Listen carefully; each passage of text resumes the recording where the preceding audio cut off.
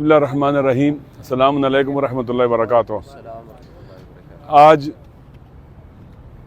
बहुत ज़्यादा तगदो के बाद मेरी मुलाकात इमरान खान साहब के साथ हुई। हम सेशन कोर्ट में गए, वहाँ से परमिशन मिली, फिर नहीं मुलाकात करने दी गई। हम कंटेम्प्ट ऑफ कोर्ट में गए, फिर उसके बाद हाई कोर्ट में गए और हाई कोर्ट के आर्डर पर फिर हमारी मुलाकात की परमिशन हुई। मैं आज खान साहब से मिला मुद्दतों बाद, क्योंकि पहले अक्सर और बेशतर जब जाते थे मुलाकात हो जाती थी, लेकिन खान साहब पहले से ज़्यादा भी इस वक्त वो ताकतवर है, पहले से ज़्यादा है। वो अपने अफकार, नज़रियात और राह पर वो डटा हुआ है, उन पर ईमान और बावर यकीन रखता है। पहले से ज़्यादा खुदा पर ईमान में इजाफा हुआ है, अल्लाह पर तवक्कुल बढ़ा है, हिम्मत बढ़ी है, शुजाअत बढ़ी है, बहादुरी बढ़ी है और उम्मीद भी बढ़ी है। वो इस जदोजहद को आज़ादी की जदोजहद कहते हैं। अपने वतन को इस तरह से बना दे कि हर कोई आज़ादी इजहार और जितने भी इसके बुनियादी इंसानी हकूक़ हैं, अकायद की आज़ादी है, इजहार और बयान की आज़ादी है, फ्री मूवमेंट की आज़ादी, जितनी भी आज़ादियाँ हैं लोगों को मिलें।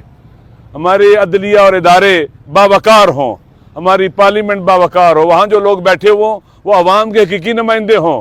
पैसों के ज़रिए, करप्शन के ज़रिए, फसाद के ज़रिए, ज़बरदस्ती लोगों को डरा धमका कर वोट लेकर पार्लियामेंट में ना जाएं, धांधली के ज़रिए ना जाएं। आज़ाद करना है, तमाम इदारों को आज़ाद करना है। और ये जंग आज़ादी की जंग है, वतन की आज़ादी की। वतन को उसका वो जो मकाम दुनिया के अक़वाम और ममालिक में होना चाहिए, उस मकाम तक पहुँचाने के लिए तो बहुत वो पुरुमीद भी है माशाअल्लाह। उन्हें जो कुछ भी अच्छे हथकंडे इख्तियार किए जा रहे हैं उनके खिलाफ, और कोशिश की जा रही है कि उनको डरा दें, धमका दें, परेशान करें। वो उन्हें परेशान होने वाले नहीं हैं, बल्कि परेशान करने वाले खुद परेशान हो रहे हैं। वो गोलियां उनको मारी गई, वो नहीं डरे। जेल में लाया गया, नहीं डरे, और कहते थे कि 2 दिन भी जेल में नहीं गुजार सकेगा। वो बहादुर इंसान है, खुदा पर मजबूत ईमान रखता है, अल्लाह पर तवक्कुल रखता है। और आखिरी बात जो हुई तो उन्होंने कहा कि लोगों को पैगाम दे देना कि हम आज़ादी के लिए उठे हैं। ये आज़ादी की जंग है, ये इलेक्शन। ये वो इलेक्शन है जो वतन को आज़ाद करेगा, गुलामी की से निजात दिलाएगा। गैरों के गुलाम बन के रहना ये कुरान के खिलाफ है। सिर्फ गुलामी अल्लाह की और किसी की गुलामी नहीं है। बंदा सिर्फ अल्लाह का और किसी का बंदा नहीं है। लिहाजा वो कुरान का उन्होंने जो मुतालिया कर रहे हैं, कुरान को जो पढ़ रहे हैं, वो खुद कहते हैं कि मेरी नॉलेज में बहुत इजाफा हो रहा है। तो इंसान जब जेल में जाता है तो वो सीखता है। कहते हैं मुझे अल्लाह ने तौफीक दी है सोचने की, फिक्र करने की, मुताला करने की, पढ़ने की। ज़िंदगी इतनी हंगामा खेज थी कि पढ़ने का मौका नहीं मिलता था, मुताला करने का मौका नहीं मिलता था जितना चाहिए था। अल्हम्दुलिल्लाह इबादत का भी बेहतरीन मौका मिलता है, कुरान की तलावत का मौका मिलता है। कहते हैं 3 बार कुरान ख़त्म किया है। इस तरह से फिर अब बाकायदा कुरान को तफसीर के साथ और मफाहिम के साथ पढ़ रहा हूँ। तो ये एक इंसान है जो जेल में आने के बाद खौफजदा नहीं हुआ, उसके प्लेटलेट्स जो है ना वो नीचे नहीं गए हैं, और वो बीमार भी नहीं हुआ अल्हम्दुलिल्लाह। जेल में आने के बाद वो सेहतमंद है, अल्हम्दुलिल्लाह सेहतमंद है बज़ाहिर, तो डटे हुए हैं। और मुझे भी खुशी हुई है कि हम जिसके साथ खड़े और हम इकट्ठे खड़े हैं जिस जगह के ऊपर, वो शख्स दलेर है, बहादुर है, शुजा है, अपने वतन के साथ बावफा है, अपनी कौम और मिल्लत के साथ भी बावफा है। तो अल्हम्दुलिल्लाह ऐसा शख्स किबरीत अहमर होता है। वो पाकिस्तान के अवाम को एक कौम बनाने का सफ़र जो है जारी किए हुए है। कि आपको पता है कि हमें टुकड़ों में बांटा गया है, हमें शिया सुन्नी की तफरीक में डाला गया। इलाकाइयत, लसानियत, महाजर, सिंधी, बलोच, पश्तून, पंजाबी, सराइकी टुकड़ों में बांट के नफरतें पैदा की गई ताकि हम एक कौम न बन सकें, और हमें टुकड़ों में बांट कर हम पर फिर मुसल्लत हुआ जाए। अवाम की जो सोशल पावर होती है सोसाइटी की, उसको कुचला गया है। अब कौम खड़ी है, गुज़श्ता आपको पता है कि पिछले साल अप्रैल से डटी हुई है।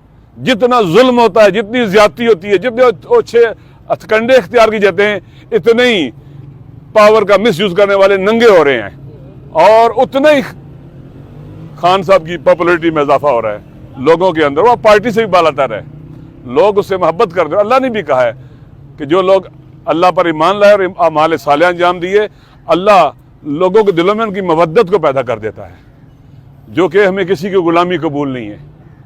आज़ादी की बात करे, हुर्रियत की बात करे, शुजाअत और बहादुरी की बात करे, तो ऐसा शख्स वाकईन पाकिस्तान की सरजमीन पर आप जानते हैं कि लीडरों को आप जानते हैं, पाकिस्तान के जो लीडर है सारे के सारे, उनके हुलियों से आप वाकिफ हैं। तो शुक्र खुदा है कि अपनी कौम और मिल्लत उस शख्स के पीछे खड़ी हो गई है जो इस काबिल है कि उस पर एतमाद किया जा सके। अल्हम्दुलिल्लाह। देखें, पाकिस्तान के अंदर कानून की हुक्मरानी है, हर वो फोर्स जो लाकानूनी फैलाती है उससे आज़ादी है। पाकिस्तान के अंदर आइन की हुक्मरानी चाहिए, कानून की अमलदारी, आइन को जिन्होंने जरगमार बनाने से आज़ादी, आलमी कुव्वतों से आज़ादी, उनके हमारे मुल्क में दखालत से आज़ादी।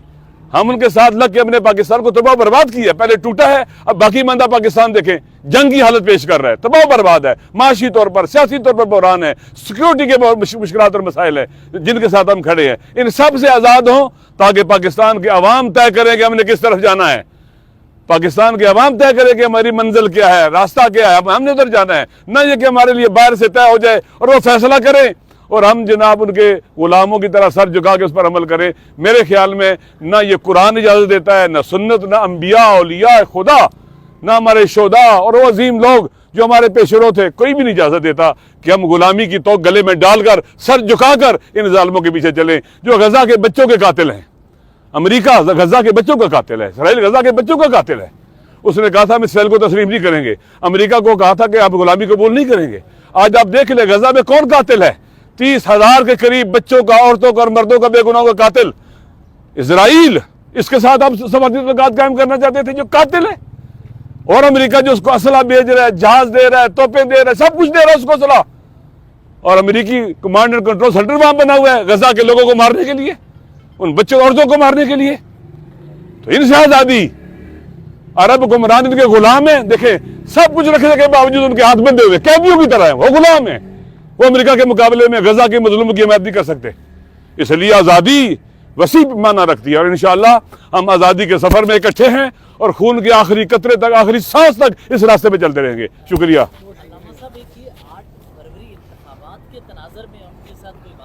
देखें, कहा यह इंतखाब आज़ादी के लिए, ये इंतखाब आज़ादी की जद्दोजहद का हिस्सा है, लिहाजा इस इंतखाबात में भरपूर शिरकत करनी है, नहीं डरना है, वोट डालना है।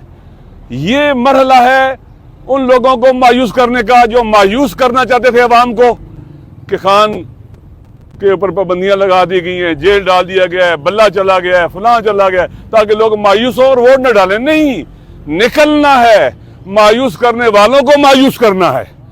और यह आपका आईनी कानूनी हक है पाकिस्तान के अवाम का, हक के इंतखाब। ये जैसे राइट टू लिव है ना, ये हक है इंसानों का, हक के इंतखाब भी उनका राइट है। लिहाजा इससे कोई उनको नहीं छीन सकता। निकले घरों से बाहर, वोट डालें और जुल्म की दीवारों को धक्का और दें। इंशाअल्लाह ये दीवार गिरने वाली है। देखें, बात सुने, हम इकट्ठे हैं, ये सफर हमारा इकट्ठा है, बयानिए पर हमने इकट्ठे साइन किए हुए हैं और इंशाअल्लाह ये रास्ता इज्जत का रास्ता है और फिर कुर्बानी देने का रास्ता है।